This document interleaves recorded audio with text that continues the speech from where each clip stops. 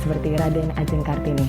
Perjuangannya adalah menyamakan hak, menyamakan hukum, persamaan hukum, dan memperoleh pendidikan yang layak pada saat itu patut diapresiasi hingga kini maupun sampai nanti.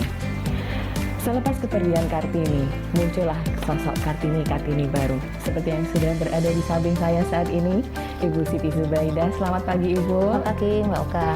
Ibu Siti Zubaidah merupakan salah satu kepala dinas perempuan yang ada di lingkup pemerintah Kabupaten Madiun. Saat ini, Ibu Siti Zubaidah diberi amanah memimpin Dinas Pendidikan dan Kebudayaan, ya, Ibu. Baru saja dilantik kemarin, ya, Bu? Oh, iya. Ya.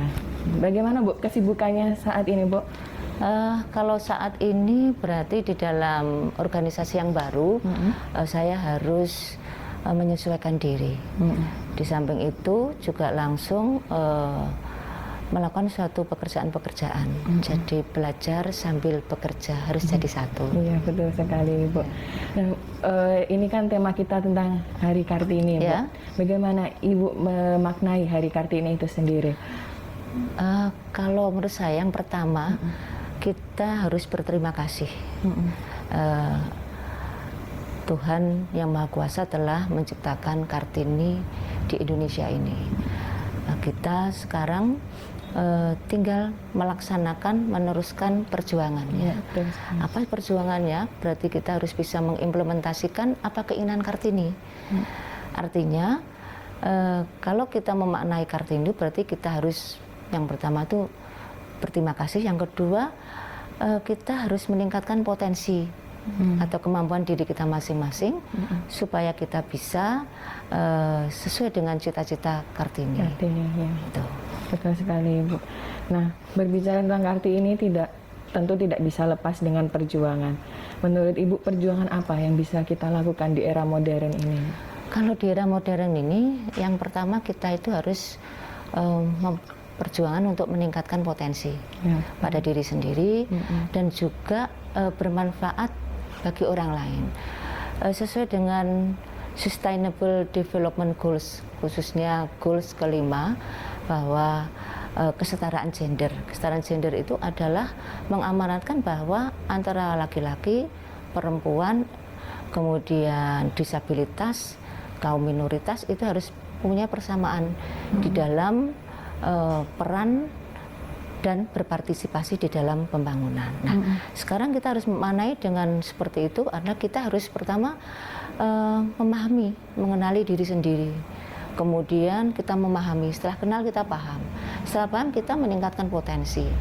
Kemudian kita mengejar mimpi dan terakhir kita harus bermanfaat bagi orang lain. Kemudian yang kedua, kita harus menjadi pengantar pada Kartini kita besok untuk menuju pada Indonesia emas, supaya Kartini kita besok sama seperti kita bisa berkompetisi di era 2000 emas tersebut. 2045. Ya. Dan tentu saja potensi diri itu harus kita sendiri yang mencari tahu, kita sendiri yang mengembangkan, ya, Bu. Betul. Perjuangan kita saat ini seperti itu, ya, Bu. Jadi itu menurut saya ya. Tidak harus berperang, ya. Oh iya. Sekarang sudah bukan, mungkin zamannya perang berbeda gitu ya. Berbeda. Nah, menurut pengamatan Ibu sendiri, siapa perempuan yang bisa dikatakan menjadi Kartini saat ini? Perempuan yang bisa dikatakan sebagai Kartini adalah perempuan-perempuan yang memang seperti tadi saya bilang, perempuan yang bermanfaat bagi diri sendiri, kemudian bagi orang lain, menjadi yang terbaik bagi diri sendiri juga. Artinya bahwa dengan kita itu mempunyai kemampuan, kita itu bisa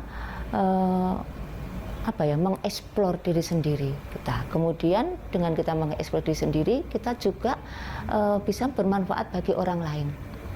Bisa bermanfaat bagi orang lain. Nah, ini menurut saya gitu ya. Jadi setiap perempuan bisa, ya, Bu, menjadi Kartini? Semua perempuan bisa, tinggal prosesnya saja yang berbeda. Artinya proses di dalam perempuan itu cepat atau lambat mengenali diri sendiri dulu, memahami diri sendiri dulu, baru meningkatkan potensi, ngejar mimpi, baru bermanfaat bagi orang lain. Semua menginginkan seperti itu, hanya prosesnya saja.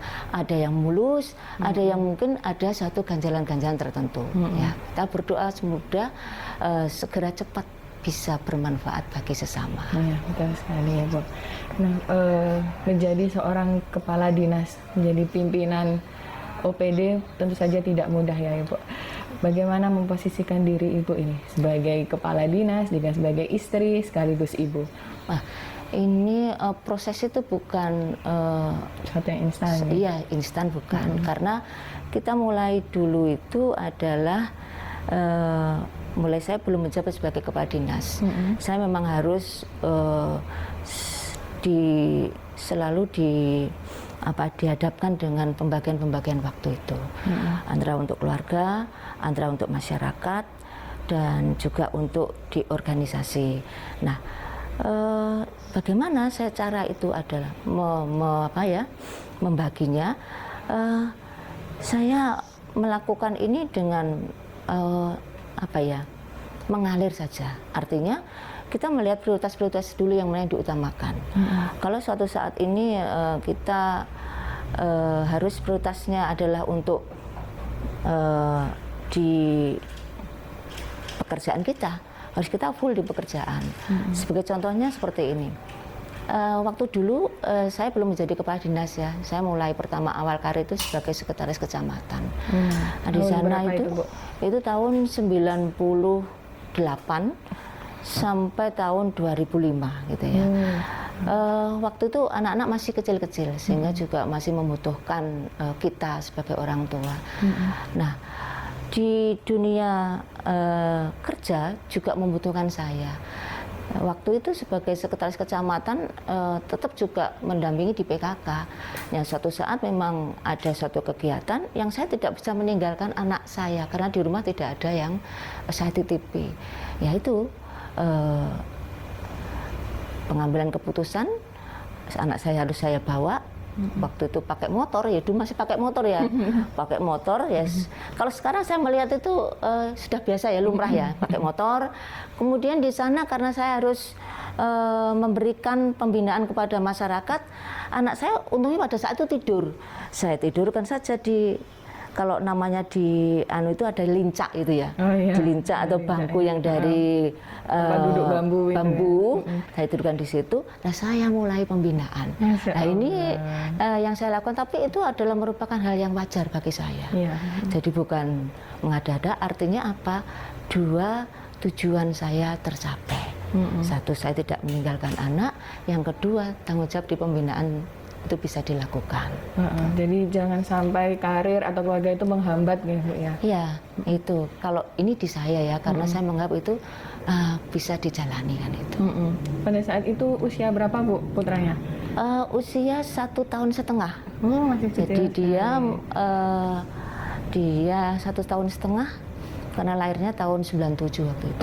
Tahun 97. Berarti sambil kerja juga sambil kerja, tidak meninggalkan sebagai orang tua ya. Iya, betul. Luar biasa sekali ya, Bu. Lalu seiring perjalanan bisa menyesuaikan. Ya, seiring perjalanan kan bisa menyesuaikan, dia agak besar, kemudian bisa kita mengatur bagaimana cara mengaturnya ya, terutama dari urgenitas dari kegiatan itu. Boleh ceritakan Bu, bagaimana Ibu mendidik anak-anak Ibu? Sebagai orang tua, kalau menurut saya mesti yang terbaik adalah untuk anak. Gitu. Nah, saya harus memberikan pendidikan untuk anak yang terbaik, kemudian kasih sayang, keinginan anak, tapi tidak kemudian semuanya harus keinginannya harus dipenuhi. Dipenuhi. Nah, tidak. Dengan tidak dipenuhi mungkin ada perasaan sedikit kecewa, tapi memang perasaan kecewa itu memang harus ada di dalam anak itu supaya apa? Besok kalau dia kecewa, dia tidak akan kaget dengan keadaan yang ada. Dan ini imbangan-imbangan itu sudah saya lakukan. Kemudian menjadi teman bagi anak seiring anak itu beranjak dewasa, kemudian mengikuti kegiatannya, ini saya lakukan ya. Jadi anak saya yang pertama senangnya gambar, anak saya yang kedua itu senangnya olahraga dan musik. Dulu kalau setiap minggu itu kan ada apa ini? Enggak, lomba. Juga perlombaan dia kan pegang drum gitu ya. Ya saya harus mengikuti dia. Cuma saya memang tidak harus mengintil dia, tidak, saya aku di jauh gitu ya. Kalau nanti dia pas manggung, saya lihat di peralatan biasanya ditinggalkan gitu. Lah saya dari situ. Kemudian saya kalau dia datang lagi, kita mundur lagi. Nah ini cara saya untuk mengikuti dia supaya juga dia apa ya, karena waktu itu dia masih kecil, temennya udah besar-besar. Dia masih kelas 3 SMP itu di 3 SD itu personel band yang lain udah SMA, sudah SMP. Seiring dengan dewasa seperti itu ya saya tetap karena menurut saya ya asik-asik saja. Karena apa ya, ini adalah wujud kita sebagai teman bagi anak. Gitu. Untuk teman juga pembimbing. Ya, kalau nanti ada yang mungkin perlu diarahkan ya diarahkan, tapi memang tidak harus otoriter gitu. Karena usianya sudah tidak memungkinkan. Kalau misalnya sudah besar ya tidak harus otoriter ya. Kalau anaknya memang sudah bagus itu dilurus pada jalannya gitu. Pernah nggak Bu, anak-anak itu merasa protes, Ibu kok sibuk banget di kantor gitu, pernah nggak? Apa ya, kalau anak-anak saya ini kalau protes itu kayaknya kok tidak ya, karena meskipun saya di kantor, kadang-kadang kalau ada hal yang memang harus menuntut saya harus datang, saya usahakan untuk datang. Jadi setiap hari itu dulu kalau saya di kantor itu dulu masih sepeda motor ya, berproses sepeda motor, mesti saya mengantarkan dua anak itu sana pulang ya saya harus usahakan jemput, kemudian kembali lagi ke kantor lagi. Nah ini harus saya lakukan karena apa? Karena saya juga tidak menginginkan saya tidak bisa maksimal di kantor, jadi dua-duanya harus berjalan. Nah karena memang kebiasaan saya mungkin di dekat anak-anak, jadi tidak pernah protes kok ini kayaknya enggak pernah saya mendengarkan anak saya seperti itu ya. Mungkin karena sudah sejak kecil sudah tahu kesibukan ibu. Ya, kalaupun nanti pada saat dulu itu SD sampai SMP itu saya dampingi untuk belajar gitu ya, belajar. Jadi bagaimana dia belajar itu harus, kalau misalkan ini mau ulangan 1 minggu lagi harus dipersiapkan per tiap mata pelajaran. Nah itu dulu yang saya lakukan seperti itu. Ya alhamdulillah anak-anak berjalan normal, dewasa dengan juga wajar, dan ini doa orang tua semuanya. Kalau Bapak Bu pernah tidak merasa keberatan dengan posisi Ibu? Saya dengan suami ini dulu sekolahnya sama, satu saudara. Jadi sudah tahu bagaimana tanggung jawab sebagai birokrasi. Jadi dia tidak pernah yang namanya melarang saya apabila ada kegiatan di kantor. Tidak pernah sama sekali karena sudah sama. Dia bekerja untuk masyarakat, saya juga pelan masyarakat. Jadi ada yang harus saya wajib berikan kepada masyarakat, harus saya laksanakan. Jadi Bapak selalu mendukung ya Bu? Selalu mendukung. Alhamdulillah. Ada nggak Bu tantangan ketika menjadi seorang pemimpin yang berjenis kelamin perempuan? Tantangan itu banyak. Jadi teman-teman yang perempuan untuk menjadi top manager ya dalam berbagai instansi itu, saya kira persyaratan untuk perempuan itu kayaknya lebih banyak daripada untuk laki-laki. Ini yang saya alami. Jadi perempuan itu harus sepertinya mendekati sempurna. Sempurna itu adalah bahwa dia harus misalkan berani, khususnya berani mengambil keputusan, kemudian juga berani di dalam situasi apapun. Seperti nanti suatu saat kalau di kecamatan kan harus berani menghadapi demo, nah seperti itu. Kemudian berani untuk pulang malam, kemudian berani untuk meninggalkan keluarga, kemudian berani juga untuk meningkatkan kemampuan diri. Nah ini yang semuanya itu diharapkan itu siap pada seorang perempuan yang menjadi suatu pemimpin dalam instansi apapun. Jadi inilah yang menjadi tantangan bahwa kita memang harus betul-betul mengeksplor ya kemampuan diri sendiri dan betul-betul tantangan ya, jangan kemudian menyampaikan kalau di perintah menyampaikan tidak sama atasan. Jadi apapun yang diperintah oleh atasan, karena itu merupakan salah satu tugas sebagai PNS pada level manapun ya, staff, middle management, lower management maupun top management, itu perintah atasan itu setiap kali diperintah ya harus siap. Meskipun kita belum tahu bagaimana untuk melaksanakan perintah itu, yang penting jalani dulu.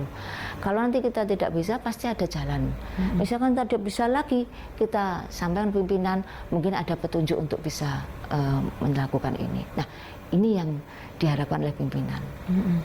Jadi tantangan perempuan ketika menjadi pemimpin itu sebenarnya malah lebih banyak ya, Bu? Lebih banyak. Itu. Tapi alhamdulillah bisa melaluinya, Bu, sampai saat ini. Karena prosesnya sudah lama, dan kemudian kita melakukan itu adalah memang semata-mata karena kita ibadah dan juga memang pekerjaan saya harusnya seperti itu. Sehingga kita harus melakukan yang terbaik untuk tugas kita. Iya, betul sekali. Lalu ada nggak, Bu, kebijakan tertentu di dinas ini? Misalnya perempuan nggak boleh pulang malam atau seperti itu? Kalau di dalam organisasi itu tidak ada ya namanya satu kebijakan yang kemudian ini perempuan nggak boleh, laki-laki boleh, kan gitu. Hanya nggak ada. Pulang malam itu adalah suatu konsekuensi ya, apabila pekerjaan yang dilakukan itu memang menuntut diselesaikan pada hari itu juga. Jadi hal-hal ini dulu juga pernah saya alami gitu ya, untuk suatu tugas sebuah dokumen yang memang harus dilakukan, diselesaikan secara tepat waktu, karena waktu hari kerja itu tidak mencukupi, itu harus ditambahkan dengan jam yang lain. Ada beberapa pihak yang berpendapat bahwa lembur itu berarti kita tidak bisa manage dengan baik.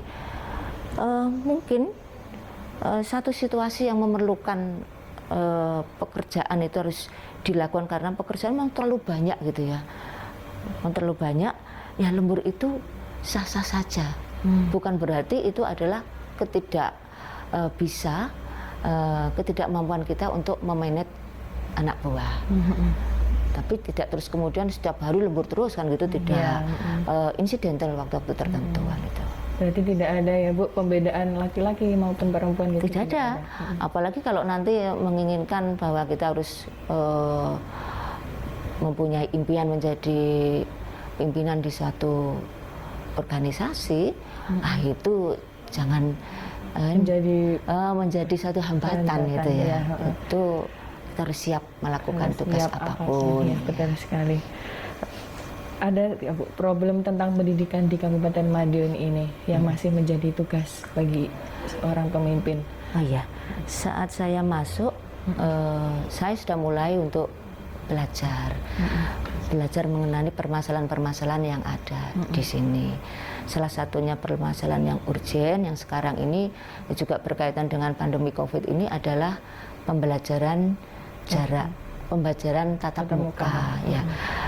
Dari kebijakan nasional, yaitu keputusan bersama ya, 4 menteri, yaitu Menteri Pendidikan, kemudian Kesehatan, Mendagri, dan Agama, itu sudah memberikan namanya pedoman pembelajaran tatap muka di masa pandemi COVID-19. Nah, SKP itu sudah sangat lengkap sekali untuk digunakan sebagai acuan bagi daerah dan satuan pendidikan untuk melakukan pembelajaran tatap muka. Saat ini di Kabupaten Madiun memang belum melakukan pembelajaran tatap muka, tetapi bukan berarti tidak dilakukan. Kita masih menyiapkan. Antara lain apa yang disiapkan? Yang pertama adalah sarana prasarana yang harus memenuhi untuk pembelajaran tatap muka itu. Antara lain adalah penyiapan untuk prasarana untuk pengecekan cepat seperti suhu, itu adalah termogan, kemudian tempat sarana cuci tangan pakai sabun dengan air mengalir, kemudian hand sanitizer, kemudian nanti kantinnya bagaimana, kemudian nanti toiletnya bagaimana, ruang kelasnya harus ditata bagaimana, itu dalam lembar periksa sudah disiapkan. Kemudian dilakukanlah simulasi untuk bisa nanti bagaimana atau implementasinya. Oh, simulasi seperti ini, inilah yang harus dilakukan nanti pada saat pelaksanaan. Kemudian penyiapan untuk pendidiknya yang harus divaksin ya, divaksin supaya nanti tetap sehat di dalam melakukan pembelajaran. Kemudian monitoring di dalam penyiapan untuk jadwal masuk ataupun rombongan belajar teman-teman yang disiapkan oleh satuan pendidikan. Kemudian regulasi yang harus disiapkan juga di dalam upaya untuk memberikan acuan atau pedoman di dalam pembelajaran tatap muka. Nah, regulasi ini peraturan Bupati yang sekarang masih dalam proses untuk penetapan Pak Bupati. Kemudian juga karena waktu ini sudah lama ya kita tidak melakukan pembelajaran tatap muka. Nah, guru-guru juga harus diberikan satu keyakinan, meskipun di dalam regulasi sudah dibuat, regulasi yang SKP dibuat oleh 4 menteri itu sudah luar biasa. Tetapi mungkin keyakinan dari berbagai segi tetap harus dilakukan untuk penguat bagi guru-guru di dalam melakukan pembelajaran tatap muka. Kemudian kerinduan anak terhadap sekolah ini sudah kayaknya sudah sudah. Dan kemudian orang tua yang sekarang banyak kena dampaknya untuk memberikan mendampingi anak belajar, sehingga orang tua itu sekarang banyak yang waduh ini harus berlomba-lomba ya untuk bisa memberikan transfer atau mengarahkan anak dalam belajar. Nah, ini nantinya tanggal 22 kita berusaha untuk melakukan yang namanya Zoom meeting dengan temanya adalah proteksi dan antisipasi pembelajaran tatap muka bagi siswa. Nah, itu dilakukan supaya nanti teman-teman di satuan didik biar bisa menanyakan, karena narasumbernya kita lakukan yang berkompeten, yaitu dari Ikatan Dokter Anak Indonesia. Yang kedua ada dari UNICEF yang nanti bisa memberikan komparasi bagaimana atau pembelajaran tatap muka itu di luar Kabupaten Madiun, mungkin juga di luar daerah kan, itu bagaimana itu dilakukan. Nah, ini sebagai penguat. Mungkin setelah di tanggal 22 itu secara bertahap nanti sambil menunggu regulasinya ini bisa dilakukan pembelajaran tatap muka. Rencananya kapan, Bu? Kalau rencana kita di Dinas Pendidikan kita melanjutkan dengan yang kemarin ini mempunyai rencana adalah sebelum hari raya ini bisa dilakukan pembelajaran tatap muka dengan bertahap. Jadi tidak kemudian langsung ini, cuma dengan bertahap, mungkin SMP dulu, kemudian baru nanti dilakukan oleh satuan pendidikan yang lain. Nah, ini sambil nunggu regulasi yang ditetapkan oleh pimpinan. Mudah-mudahan ini bisa terlaksana. Mohon doa dari teman-teman semua. Ya, Bapak Ibu yang ada di Kabupaten Madiun, khususnya orang tua murid dan juga teman-teman di satuan pendidikan. Mudah-mudahan bisa terlaksana dengan baik, berjalan lancar. Kekhawatiran yang kita sekarang itu kita rasakan ini tidak terjadi gitu ya. Amin, semoga saja. Ya. Nah, Ibu, sebagai kepala dinas, apa cita-cita Ibu? Cita-cita saya simple. Saya ingin bekerja dengan baik. Gitu. Dan dari tahun ke tahun saya ingin lebih baik lagi dan ingin lebih baik lagi. Dan bisa bermanfaat bagi khususnya diri saya sendiri, juga lingkungan saya, juga Kabupaten Madiun. Luar biasa, karena baik itu kan sangat maknanya luas sekali. Luas. Jadi tidak hanya kinerjanya saja yang lebih baik, tapi banyak hal. Betul sekali, Bu. Pertanyaan terakhir, Bu. Adakah pesan dari Ibu untuk perempuan di Kabupaten Madiun di Hari Kartini ini? Ya. Pada perempuan di Kabupaten Madiun, pesan saya singkat, jadilah diri sendiri, tingkatkan potensi dan kemampuan masing-masing, dan bermanfaatlah bagi sesama. Ya, luar biasa sekali. Ya, terima kasih teman-teman, terima kasih Ibu sudah menyempatkan waktunya di sela-sela kesibukan untuk mengobrol bareng di Hari Kartini ini. Seperti yang telah disampaikan oleh Bu Siti Subaidah tadi, perjuangan kita sebagai seorang Kartini masa kini tidak hanya dalam medan perang ya. Dalam medan perang kita adalah ketika kita mengenali potensi diri kita, ketika kita mengembangkan potensi kita, dan ketika kita bermanfaat bagi orang lain. Terima kasih atas kebersamaannya. Sampai jumpa di episode kita selanjutnya. Selamat Hari Kartini.